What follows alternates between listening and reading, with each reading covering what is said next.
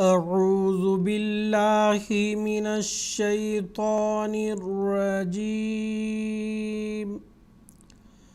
بسم اللہ الرحمن الرحیم۔ ناظرین کرام، السلام علیکم ورحمۃ اللہ وبرکاتہ۔ تجوید القرآن کلاسز کا سلسلہ جاری ہے۔ آج ایک اور کلاس کے ساتھ خاکسار آپ حضرات کی خدمت میں حاضر ہے۔ ناظرین کرام، گزشتہ کئی کلاسز سے ہم ادغام اور اس کے اقسام کے تعلق سے پڑھ رہے تھے۔ آج ہم نون ساکن کا اظہار، اس کے تعلق سے ہم پڑھیں گے۔ یعنی اس سے پہلے ہم سب سے پہلے نون ساکن کے ادغام کے تعلق سے پڑھے، اس کے بعد نون ساکن کے اخفاء کے تعلق سے پڑھے ہیں۔ آج ہم اظہار کہتے ہیں نون ساکن اور تنوین کی مکمل آواز کی ادائیگی۔ یعنی پہلے ہم اخفاء میں یہ پڑھے تھے کہ نون ساکن اور تنوین کی آواز کو پوشیدہ کر کے پڑھیں گے، اور اس سے پہلے نون ساکن اور تنوین کو ادغام کرنے کے تعلق سے یہ پڑھے ہیں کہ اس کی آواز غنّے میں بدلتی ہے یا پھر مکمل طور پر دوسرے حرف میں بدل جاتی ہے۔ اس تعلق سے ہم اب تک پڑھ چکے ہیں، لیکن آج ہم نون ساکن اور تنوین کے اظہار کے تعلق سے پڑھیں گے کہ نون ساکن اور تنوین کی مکمل آواز کب ادا ہوتی ہے۔ تو آج ہم پڑھتے ہیں۔ سامعین کرام، نون ساکن اور تنوین کا جو اظہار ہے وہ 6 حروف، جن کو ہم حروف حلقی کہتے ہیں، یعنی حمزہ ہا، عین حا، غین خا۔ نون ساکن اور تنوین کا اظہار اس وقت ہوگا جب نون ساکن اور تنوین کے بعد حروف حلقی میں سے کوئی ایک حرف آتا ہے۔ مثال کے طور پر منہم، من نون ساکن ہے، اس کے بعد ہم، ہا جو ہے وہ حروف حلقی میں سے ایک حرف ہے۔ اسی طرح انعمتا، ان نون ساکن ہے، اس کے بعد عین جو حروف حلقی میں سے ایک حرف ہے۔ تو اسی طرح من خلق، من نون ساکن، اس کے بعد خا حروف حلقی میں سے ایک حرف ہے۔ تو ناظرین کرام، اب ہم اظہار کے تعلق سے یہ پڑھے ہیں کہ نون ساکن اور تنوین کا اظہار اس وقت ہوگا جب نون ساکن اور تنوین کے بعد حروف حلقی میں سے کوئی حرف آتا ہے۔ مثال بھی میں نے دے دیا ہے، منہم، انعمتا، من خلق۔ ہم اس کو اس طرح سے نہیں پڑھیں گے منہم یا انعمتا، اس طرح سے نہیں، بلکہ ہم پڑھیں گے منہم انعمتا، کیونکہ قاعدے کے مطابق یہاں نون ساکن کا اظہار ہوگا۔ تو ناظرین کرام، یہ مختصر قاعدہ کے بعد اب ہم قاعدہ نمبر 33 کی مشق شروع کریں گے۔ اس مشق کے شروع کرنے سے پہلے میں مختصراً ایک بات بتا دیتا ہوں۔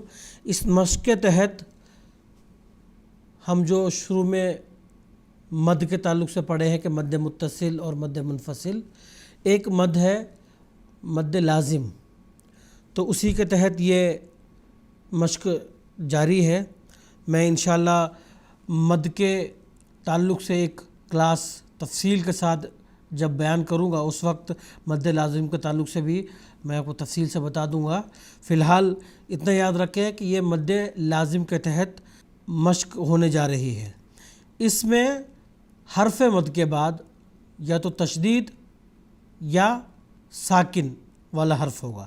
مثال کے طور پر اب دیکھ سکتے ہیں اس کے مشق کے سب سے پہلے ہی لفظ آل، حرف مد الف کے اوپر جو کھڑی زبر ہے وہ ہے، اس کے بعد لام کے اوپر جزم آل۔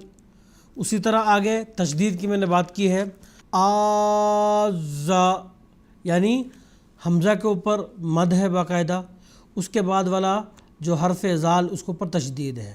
یعنی فی الحال آپ اتنے یاد رکھیں مد لازم کے تحت یہ مشق ہونے جا رہی ہے. اس میں حرف مد کے بعد یا تو جزم والا حرف ہوگا یا حرف مد کے بعد تشدید والا حرف ہوگا.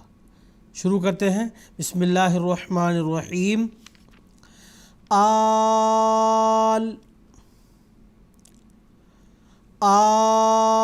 الآن وقد عصيت قبل.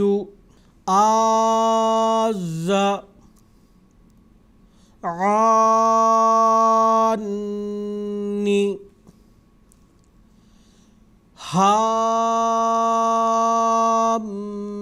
هام واب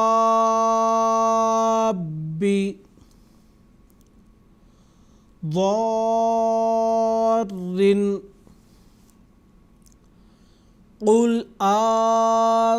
الذكرين تتبعان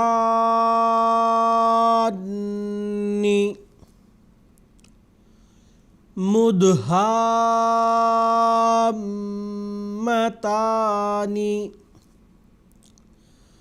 شر الدواب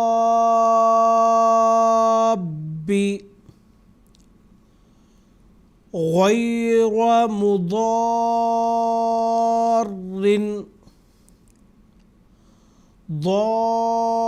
ضالا كافة حاجه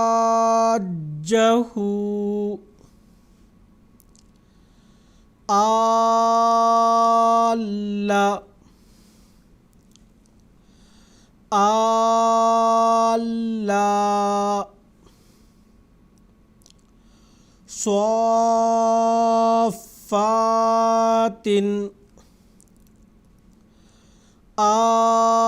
الله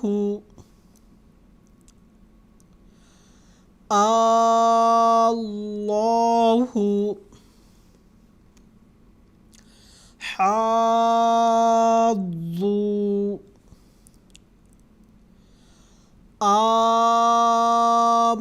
آمي حاد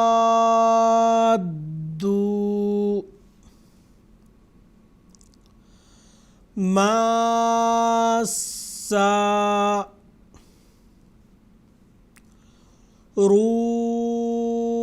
روني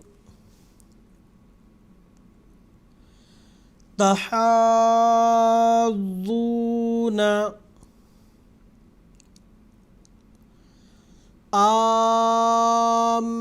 آمين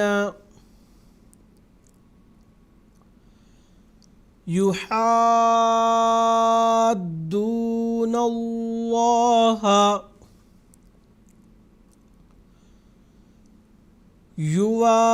يوادون أن يتماسا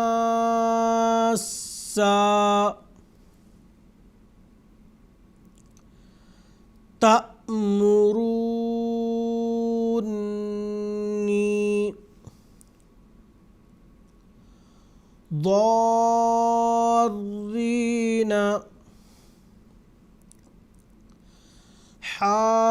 حافين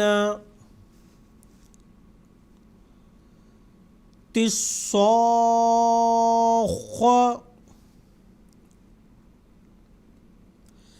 حادل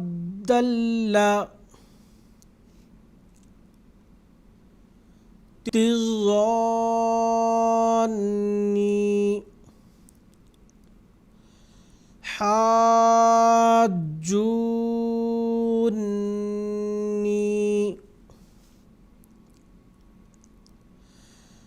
جاءت الصاخة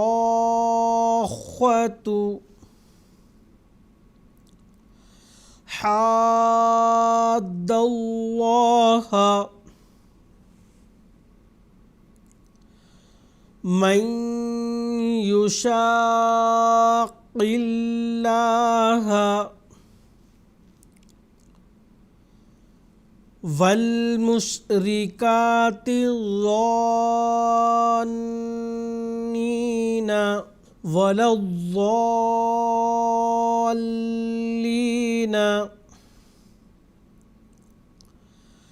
ایہا الضالون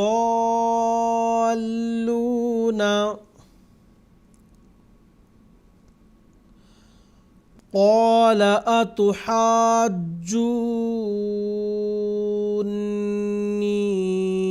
فی اللہ وقد ہدانی۔ ناظرین کرام، قاعدہ نمبر 33 کے تحت مشق کر رہے تھے۔ اب ہم قاعدہ نمبر 34 کی شروعات کرتے ہیں۔ قاعدہ نمبر 34 کے تحت حروف مقطعات۔ ناظرین کرام، حروف مقطعات ان کو کہتے ہیں، مثال کے طور پر ہم سب سے پہلے الف لام میم ذالک الکتاب لا ریب فیہ، جو شروعات میں الف لام میم، یہ حروف مقطعات سورت کی شروع میں۔ مثال کے طور پر آگے جب جائیں گے یاسین یا حامیم، اسی طرح کاف ہا یا عین صاد، یہ سارے کے سارے حروف مقطعات یہ سورت کے شروع ہونے سے پہلے، یعنی سورت کی شروعات میں ہی لکھے جاتے ہیں۔ تو اگر تو ان پر کھڑی زبر حرکات اگر ہیں تو ہم اسی طرح سے پڑھیں گے، ورنہ جس طرح ہم شروع میں 29 حروف بغیر حرکات کے پڑھے ہیں اسی طرح سے پڑھیں گے۔ اگر مد ہے تو اس کو زیادہ لمبا کریں گے۔ آگے جی مثال کے طور پر سب سے پہلا حرف ہے نون۔ نون کو پر ناظرین کرام آپ دیکھ سکتے ہیں اسکرین پر مد ہے، اس کو ہم پڑھیں گے نون، لمبا کر کے پڑھیں گے۔ آگے اسی طرح میں نے کہا تھا کہ اگر حروف مقطعات میں کھڑی زبر ہے تو ہم اس کو کھینچ کے پڑھیں گے طٰ۔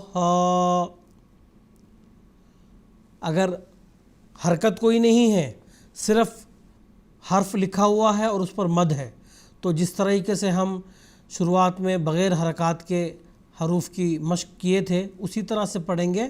اگر مد ہے تو اس کو تھوڑا سا لمبا کر کے پڑھیں گے۔ یہی حروف مقطعات ہے۔ اب ہم شروع کرتے ہیں مشق۔ نون، قاف، صاد، حامیم، یاسین، طاسین،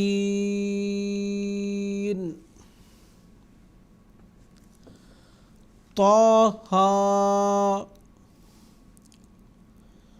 عین سین قاف، کاف ہا یا عین صاد، الف لام را، الف لام میم، الف لام میم را، الف لام میم صاد۔ ناظرین کرام، قاعدہ نمبر 34 کے تحت حروف مقطعات کی ہم مشق کر رہے تھے۔ اب ہم قاعدہ نمبر 35 کی شروعات کرتے ہیں۔ قاعدہ نمبر 35 کے تحت نون قطنی، یعنی دو الفاظ کے بیچ میں ان دونوں کو ملانے کی خاطر ایک چھوٹا سا نون دونوں کے بیچ میں لکھا جاتا ہے اور اس پر حرکت ہوتی ہے، اور اس حرکت کے ذریعے سے دونوں الفاظ میں وصل ہوتا ہے، یعنی دونوں الفاظ کو جوڑا جاتا ہے۔ تو اس تعلق سے ہم پڑھیں گے۔ تو ناظرین کرام، نون قطنی کے پڑھنے کا طریقہ یہ ہے کہ دو الفاظ کے بیچ میں ایک الف لکھا جاتا ہے، اس کو ہم نہیں پڑھیں گے، بلکہ اس کو حذف کر کے نون قطنی کے ساتھ آگے کے لفظ کو ہم جوڑ کے پڑھیں گے۔ اب مشق میں باقاعدہ میں آپ کو پڑھ کے بھی سنا دوں گا، آپ بھی اسی طرح سے پڑھیں۔ شروع کرتے ہیں۔ خیرن الوصیۃ، جیسا کہ میں پہلے بھی بتا چکا ہوں کہ دونوں الفاظ کو پڑھتے ہوئے جو الف لکھا ہوا ہے اس کو ہم نہیں پڑھیں گے، بلکہ اس کو حذف کر کے نون قطنی کے نیچے جو زیر ہے وہ پڑھیں گے بجائے الف کے پڑھنے کے۔ ایسا نہیں پڑھیں گے خیرن الوصیۃ، یہ غلط ہوئے گا۔ پڑھیں گے خیرن، کیونکہ الف کو حذف کرنا ہے، ہم نے الف کو نہیں پڑھیں گے ہم، تو پڑھیں گے خیرن الوصیۃ۔ میں پھر سے بتا رہا ہوں، آپ اس کو خیرن الوصیۃ اس طریقے سے نہیں پڑھیں گے، بلکہ پڑھیں گے خیرن الوصیۃ۔ ہاں، ایک صورت ہے الف کو پڑھنے کی، وہ ہے اگر ان دونوں الفاظ کو الگ الگ کرتے ہیں۔ مثال کے طور پر خیرا کو الگ، اس کے بعد وصیت کو الگ، تو پھر اس طرح سے پڑھیں گے خیرا الوصیۃ، اس وقت نون قطنی نہیں پڑھا جائے گا۔ دو الفاظ کے جوڑ کر پڑھنے کی صورت میں ہی نون قطنی پڑھا جائے گا اور الف نہیں۔ اگر الگ الگ کرتے ہیں تو الف پڑھا جائے گا، نون قطنی نہیں پڑھا جائے گا۔ تو یہ تھوڑا سا فرق ہے ناظرین کرام۔ پھر سے میں ایک دفعہ دوہرا دیتا ہوں، نون قطنی اس وقت پڑھا جائے گا جب الف کو حذف کر کے دونوں کو جوڑ کے پڑھیں گے، دونوں جو الفاظ ہیں ان دونوں کو جوڑ کے پڑھیں گے، تب ہی نون قطنی پڑھا جائے گا، ورنہ نہیں۔ اگر ہم الگ الگ کرتے ہیں تو الف پڑھا جائے گا، نون قطنی نہیں پڑھا جائے گا۔ میں نے دونوں طریقے کی مثال بتا دیا۔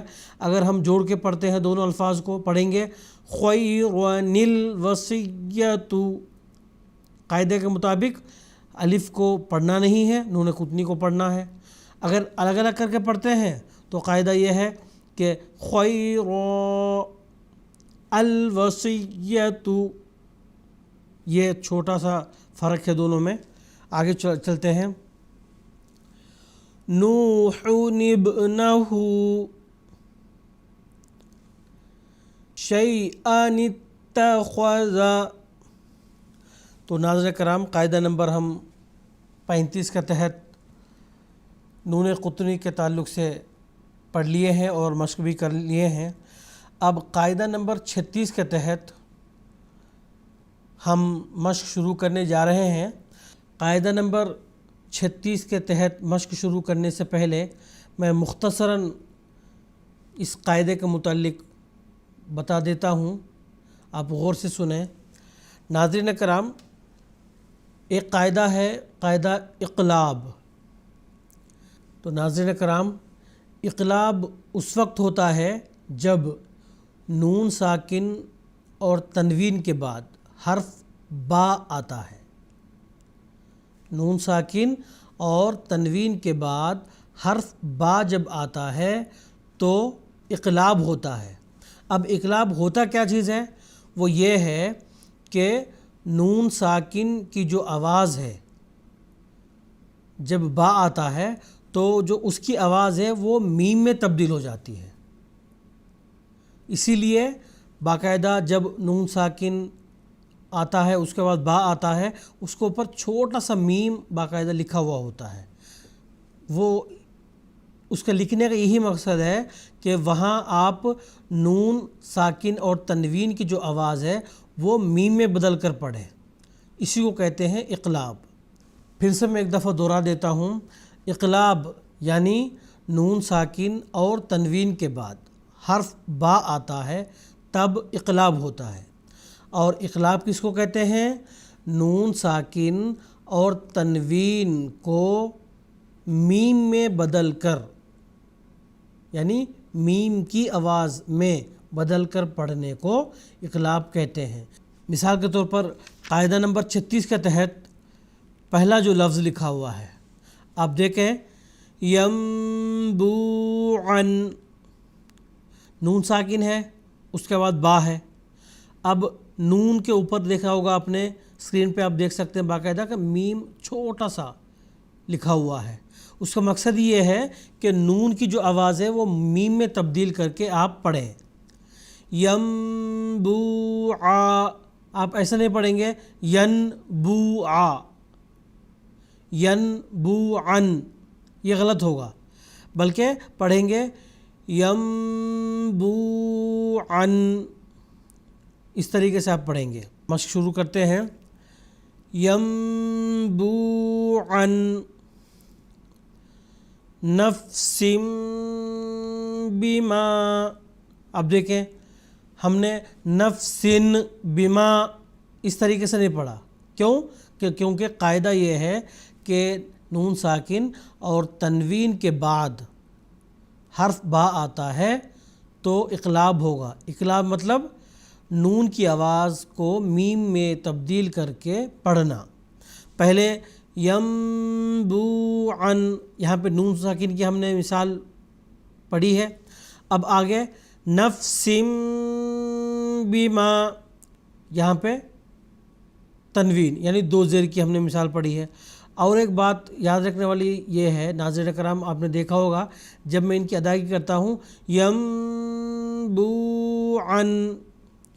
نفسم بما، ان کی ادائیگی کے وقت آپ 2 سے 3 سیکنڈ تک ناک سے نون گننے کی آواز نکالیں گے. یہ بہت ضروری ہے.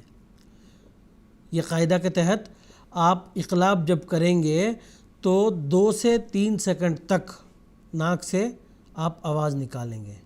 یہ بہت ضروری بات ہے. آگے پڑھتے ہیں. خبیرن بصیرن، اب دیکھیں یہاں پہ بھی ہم نے یہ نہیں پڑھا خبیرن بصیرن، بلکہ پڑھا ہے خبیرن بصیرن. آگے رجع بعید، یہاں پہ بھی ہم نے رجع بعید اس طریقے سے نہیں پڑھا، بلکہ رجع بعید. آپ اقلاب کرتے ہوئے یعنی ان الفاظ کو پڑھتے ہوئے 2 چیزوں کا اپنے ضرور دھیان رکھنا ہے کہ نون کی یا نون ساکن اور تنوین کی آواز کو میم میں بدلنا ہے، اور 2 سے 3 سیکنڈ تک غنہ کی آواز ضرور نکالنی ہے. تو تبھی اقلاب کا قاعدہ مکمل ہوگا. امید ہے کہ آپ کو قاعدہ اقلاب سمجھ میں آیا ہوگا. آج کے سبق میں بس اتنا ہی. انشاءاللہ اگلی کلاس میں پھر ملاقات ہوگی. السلام علیکم ورحمۃ اللہ وبرکاتہ.